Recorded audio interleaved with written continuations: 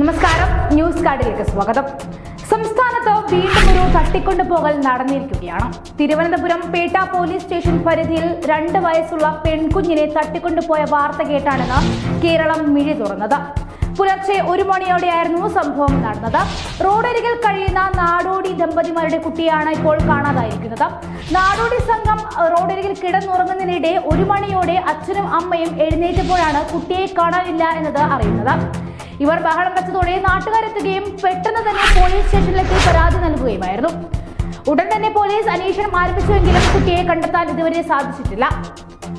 ശബ്ദം കേട്ട് എഴുന്നേറ്റപ്പോൾ സ്കൂട്ടറിൽ 2 പേർ പോകുന്നത് കണ്ടെന്നും അവരായിരിക്കണം കുട്ടിയെ തട്ടിക്കൊണ്ടു പോയത് എന്നുമാണ് ദമ്പതിമാർ പറയുന്നത്.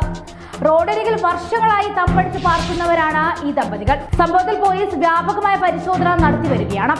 ഒരു ആക്ടീവ സ്കൂട്ടർ സമീപത്ത് വന്നിരുന്നതായി മൊഴിയുണ്ട്. CCTV പരിശോധനയും നടത്തുകയാണ്. ഇതുവരെ അസ്വാഭാവികമായിട്ടൊന്നും കണ്ടെത്താനായിട്ടില്ല. അതിഥി തൊഴിലാളികൾ ഏറെയുള്ള സ്ഥലമാണ് ഇത്. അതുകൊണ്ട് തന്നെ എന്തെങ്കിലും ഗൂഢാലോചന കേസിലുണ്ടോ എന്നും പരിശോധിച്ചു വരികയാണ്.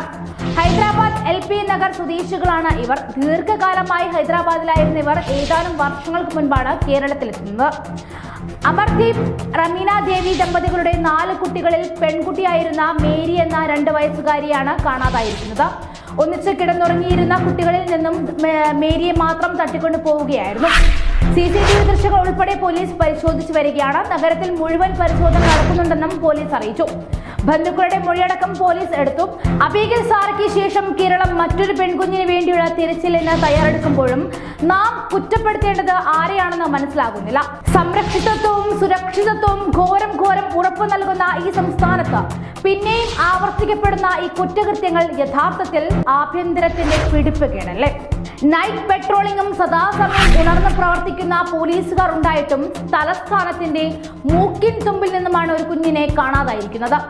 നമ്മൾ കാണുന്നതാണ് പല പാലങ്ങൾക്ക് കീഴെയും അന്തിയുറങ്ങുന്ന ഒരുപാട് കുടുംബങ്ങളുണ്ട്. കുട്ടികളും ബഹളവുമായി ജീവിക്കുന്ന ഇവരൊക്കെ എത്ര പേരുണ്ടെന്നോ ആരൊക്കെയാണെന്നോ വല്ല കണക്കോ വിവരങ്ങളോ സർക്കാരിന്റെ കയ്യിലോ വേണ്ടപ്പെട്ട അധികാരിയുടെ കയ്യിലോ ഇല്ല. ചോദിച്ചു കഴിഞ്ഞാൽ ഇല്ലെന്നായിരിക്കും ഉത്തരം. പാലത്തിന് താഴെയും റോഡരികിലും അന്തിയുറങ്ങുന്ന കുടുംബത്തിലെ ഒരു കുട്ടിയാണ് ഇപ്പോൾ നഷ്ടമായിരിക്കുന്നത്. എത്രയും വേഗം തന്നെ പരിക്കുകൾ ഒന്നുമില്ലാതെ കുഞ്ഞിനെ തിരിച്ചു കിട്ടണം എന്ന് തന്നെയാണ് നമ്മുടെയും പ്രാർത്ഥന.